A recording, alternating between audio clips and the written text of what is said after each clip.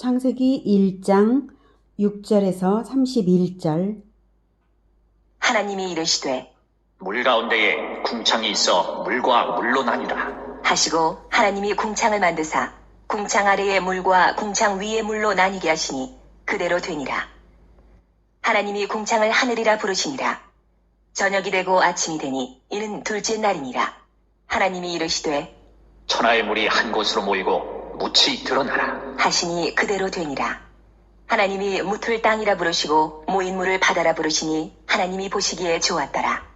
하나님이 이르시되 땅은 풀과 씨 맺는 채소와 각기 종류대로 씨 가진 열매 맺는 나무를 내라 하시니 그대로 되어 땅이 풀과 각기 종류대로 씨 맺는 채소와 각기 종류대로 씨 가진 열매 맺는 나무를 내니 하나님이 보시기에 좋았더라. 저녁이 되고 아침이 되니 이는 셋째 날이니라. 하나님이 이르시되 하늘의 궁창에 광명체들이 있어 낮과 밤을 나뉘게 하고 그것들로 징조와 계절과 날과 해를 이루게 하라. 또 광명체들이 하늘의 궁창에 있어 땅을 비추라 하시니 그대로 되니라. 하나님이 두 큰 광명체를 만드사 큰 광명체로 낮을 주관하게 하시고 작은 광명체로 밤을 주관하게 하시며 또 별들을 만드시고 하나님이 그것들을 하늘의 궁창에 두어 땅을 비추게 하시며 낮과 밤을 주관하게 하시고 빛과 어둠을 나누게 하시니 하나님이 보시기에 좋았더라. 저녁이 되고 아침이 되니 이는 넷째 날이니라.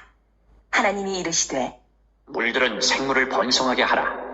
땅 위 하늘의 궁창에는 새가 나르라 하시고 하나님이 큰 바다 짐승들과 물에서 번성하여 움직이는 모든 생물을 그 종류대로 날개 있는 모든 새를 그 종류대로 창조하시니 하나님이 보시기에 좋았더라. 하나님이 그들에게 복을 주시며 이르시되 생육하고 번성하여 여러 바닷물에 충만하라. 새들도 땅에 번성하라 하시니라. 저녁이 되고 아침이 되니 이는 다섯째 날이니라. 하나님이 이르시되 땅은 생물을 그 종류대로 내되 가축과 기는 것과 땅의 짐승을 종류대로 내라 하시니 그대로 되니라. 하나님이 땅의 짐승을 그 종류대로 가축을 그 종류대로 땅에 기는 모든 것을 그 종류대로 만드시니 하나님이 보시기에 좋았더라. 하나님이 이르시되 우리의 형상을 따라 우리의 모양대로 우리가 사람을 만들고 그들로 바다의 물고기와 하늘의 새와 가축과 온 땅과 땅에 기는 모든 것을 다스리게 하자 하시고 하나님이 자기 형상 곧 하나님의 형상대로 사람을 창조하시되 남자와 여자를 창조하시고 하나님이 그들에게 복을 주시며 하나님이 그들에게 이르시되 생육하고 번성하여 땅에 충만하라. 땅을 정복하라. 바다의 물고기와 하늘의 새와 땅에 움직이는 모든 생물을 다스리라 하시니라. 하나님이 이르시되 내가 온 지면에 씨 맺는 모든 채소와 씨 가진 열매 맺는 모든 나무를 너희에게 주노니 너희의 먹을거리가 되리라.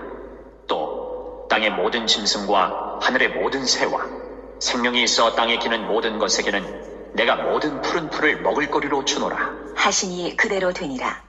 하나님이 지으신 그 모든 것을 보시니 보시기에 심히 좋았더라. 저녁이 되고 아침이 되니 이는 여섯째 날이니라. 아멘. 사랑하는 형제 여러분, 4월 14일 예수제자교회 새벽 묵상에 잘 오셨습니다. 하나님께서 창조를 하신 6일간의 순서는 제1일 빛, 제2일 하늘, 제3일 땅과 바다와 식물, 제4일 해와 달과 별, 제5일 어류와 조류, 제6일 육상동물과 사람입니다. 하나님의 창조의 순서를 보면 질서가 느껴집니다. 가장 먼저는 빛이 있어야 사역이 시작될 수 있습니다. 성막을 제작해서 대제사장이 가장 먼저 한 일은 등불을 밝히는 점등식이었습니다. 그 후 성소에서 제사장이 하는 하루 일 중에 가장 먼저 하는 일은 등불을 살피는 일입니다. 성소의 등불은 결코 꺼지지 않게 관리되어야 하므로 한 번도 꺼뜨리지 않았겠죠. 사람의 구원에 있어서도 구원주 예수님을 만나서 예수님을 등불 삼아서 나를 비춰봄으로써 회개가 일어나고 나의 어둠을 물리치는 것이 구원의 시작입니다. 그래서 첫째 날에 빛을 만드셨습니다. 빛을 비추인 다음에는 생명체를 만들기 위하여 생명체가 살아갈 공간적 배경을 만들어야 합니다. 그래서 둘째 날에는 물을 위아래로 분리하심으로써 공간을 만드셨습니다. 공간이 지정된 다음에는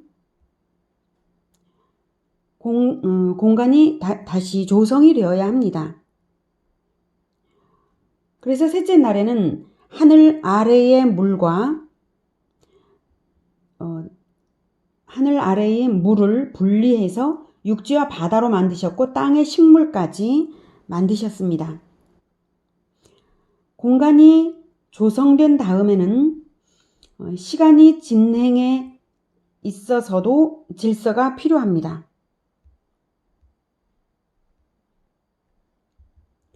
첫째 날에 빛을 만드신 것이 빛의 원조라면 넷째 날에는 빛을 비추되 때를 따라 질서 있게 비추며 시간적 질서를 기준할 해와 달과 별을 만드셨습니다.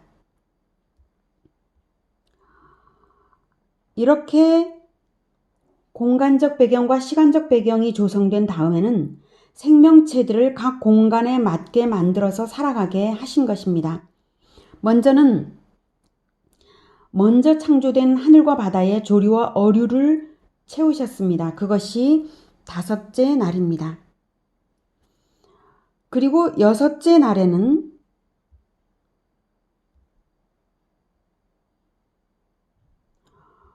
나중에 조성된 땅의 동물을 만들어 채우시고 가장 마지막에 사람을 만드셨습니다.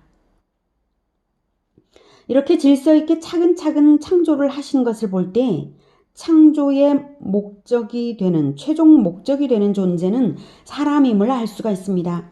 공간적, 시간적 배경과 모든 환경적 조건으로서 생물들을 만드신 다음에 하나님의 형상으로 사람을 창조하시고 살아가게 하신 것은 마치 출산을 위하여 모든 것을 질서 있게 준비하신 후에 마지막에 사랑하는 아기를 출산하여 보살피는 부모의 마음을 보는 것 같습니다.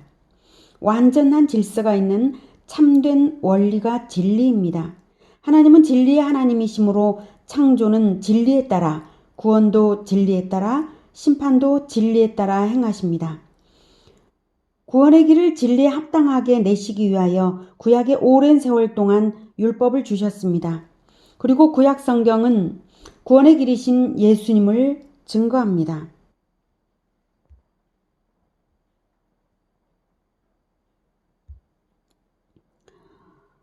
그렇게 준비되어 때가 이르렀을 때에 하나님의 아들이 사람으로 탄생하셨고 진리에 따라 합당한 심판을 우리 대신 받으셔서 복음이 되었습니다. 우리도 진리를 따르면 새 영혼으로 창조되고 구원을 받으며 심판을 받는 것이 아니라 오히려 심판자와 같은 거룩과 영광으로 나아가게 됩니다. 진리를 안다는 것은 어둠에 빛이 비추이는 것처럼 살아가는 일에 어그러짐 없는 자유를 얻는 것입니다. 진리이신 예수님을 믿으십니까?